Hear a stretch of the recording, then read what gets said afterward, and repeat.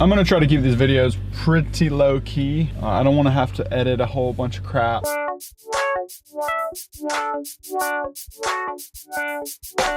But you know, it's good to get like the occasional day to day. So right now, I'm gonna head to the gym.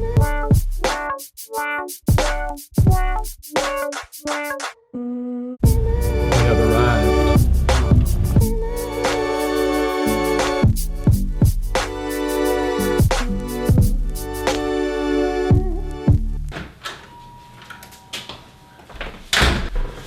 Done with the workout. Is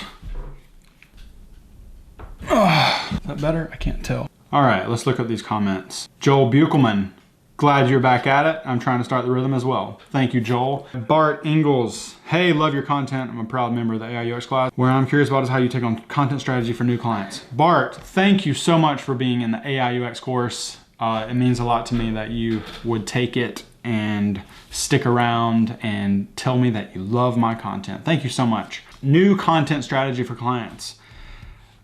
I have a very simple process, and that is really just me asking question after question after question after question. I do my own poor man's research by talking to the client about their content. And if it's something that I don't know anything about, I ask even more questions. And so I try to become as much of an expert as I can before I start trying to design anything or to put any content in place. You know, depending on the project, I either like to have a face-to-face session or several calls or a Slack chat or someone available that I can ask questions to, like a lot. Like for the first week or two, depending on how big, how long the project is, I just ask a lot of questions, and I try to make a content map, same way that I show in the AI UX course. I try to make some sort of content map, whether it's a spreadsheet or an outline, some way that I can start to get out all of the ingredients that are important for the project. Like same way you would cook a meal. The French have this term called mise en place. I don't know if that's how you pronounce it, but everything is in its exact place. And it's all the ingredients you need to make an exact meal. And I don't like getting started on the design project or making the meal until I know exactly what I'm gonna work with. And it really just comes from asking lots of questions. James Rensenhouse, Abigail and I wanna know how often all 4 children throw up at one time and how to handle that. We enjoy the silly videos and cool editing, but obviously you can't be silly all the time. That's right, James. I can't be silly all the time, just a little bit of the time. All 4 kids have not thrown up at the same time. We've probably had 1 or 2 throwing up at the same time, and it is as bad of an experience as you would expect it to be. Brandon Houlihan, trying to make time for things has been tough for me lately, and I'm glad I'm not the only one. And no, I'm not the only one. Man, I have this like looming like fear / guilt for most of last year, especially the latter half, like, oh, I need to be vlogging every day. Oh, I need to be writing posts every day. I need to send out email newsletter every day. I gotta be filming. If I'm filming, then I'm not enjoying the moment. And so like, I gotta tweet and I gotta Instagram post things. It feels very overwhelming. And this year, I'm just trying to let go of anything that feels overwhelming. I'm trying to be less polished and more consistent. All right, Dave. Switched careers from accounting to design recently. It was the right choice, but I've got a long way to go. Wife and I are also expecting the first child in a couple months. Man, I feel ya. When I had my first kid almost 10 years ago, crazy, 4 kids now. I was designing Flash websites back in 2006 and really didn't know anything about UX design. I was a trained graphic designer from the University of Georgia, but I didn't know a lot about it. But really I pursued the projects that were interesting. I did a lot of agency contracting and got a lot of UX experience. And it was actually more information architecture experience. This was back before UX was a buzz acronym. And actually most of UX is a lot of IA, information architecture. It's just the industry buzzword trend. But yeah, man, there's no secret answer. It's just, take care of your family, take care of your wife, especially with a newborn. Your wife's your #1 priority. And just work hard and keep at it, man. Let me know if there's any questions I can answer along the way.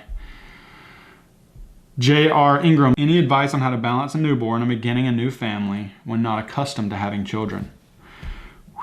Yeah, same answer. You just got to keep rolling with it, man. The biggest piece of advice I can give for balancing a new family, a newborn, especially if your newborn wakes up in the middle of the night crying like my first newborn did, you just have to try to be as patient as possible. You know what? It's hard to be patient, but the more patient you can be, the less stressed out you'll be, and the more you can focus your energy on work. And it's gonna be tough. It's gonna be hard. Having kids and raising a family is one of the hardest things I've ever done in my life, but it is also one of the most rewarding. I would trade absolutely nothing. I would do nothing differently. It is the best. It's hard, but the reward is worth it.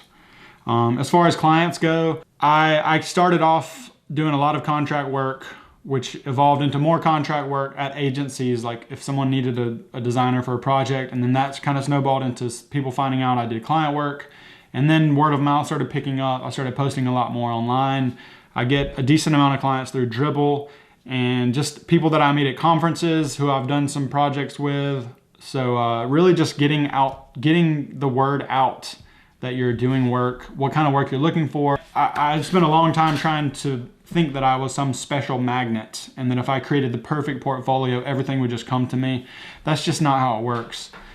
Even nowadays, a lot of work does come to my inbox just because I've been doing it for so long and I've continued to build a big network of clients and people that come back and people that I've kind of talked about working with, but it's never worked out. It still takes work to reach out and to try to always look ahead. You know, it's tough to design a project and then look ahead for your next one or look ahead for your next one. So if you're doing freelance or you're running your own business, you know, there's a lot of personal finance that factors into it. Personal finance, cash flow forecasting, all that good stuff, but that's a whole different topic. Andy Santana says, it would be awesome to see someone of your caliber going through some UI UX tutorial on process design thinking. There's a lot of videos from other designers, mostly beginners, but they're always covering the same stuff, which is mostly UI, not UX. They're making awesome pixel pushing work, but not adopting good UX principles and guidelines. Tools don't matter, but I like Sketch and Principle. Oh, by the way, I loved your Adobe XD live stream. Thank you, Andy Santana. Thank you for the note. I'm going to work on that, so thank you for the recommendation. Joel, another comment from Joel. Joel doubling up with a comment. All right, my battery died there, so there's gonna be a weird cut. Anyway, Joel, thank you, sir, I appreciate it. In the past videos, you showed a lot of client calls. I'm curious what your typical relationship looks like with a client. Phone calls versus in-person versus video calls versus email. That's a good question. It's always different. I always start things off with at least a phone call. If I can do like a Google Hangouts, like in person, that's even better. If I can be, so here's my ranking, like at least a phone call, at least bare minimum. Second best would be video face-to-face. I can see body language, we can smile, we can joke, we can see each other. And then number three, maybe the best is like an in-person, you know, if I can do like a half day, full day kind of session planning strategy, that is the best. You know, I think of every project, every client project, kind of like a relationship, and not even kind of like a relationship. It is a relationship. So if you think about your best friend or your wife or your husband or your significant other, whatever you have, if you have actual FaceTime, that is better quality time where you get to learn what they need and what they don't. Hello there. Hello. So I hope that answers your question. Oxygen 3000, yes, you were the first to comment, but there was no question, so I'm going to disregard it. Thanks for this little mini Q&A. I wasn't planning on really doing that for my second vlog of 2017, but that's what I did. And thank you for watching, and I will see you next week.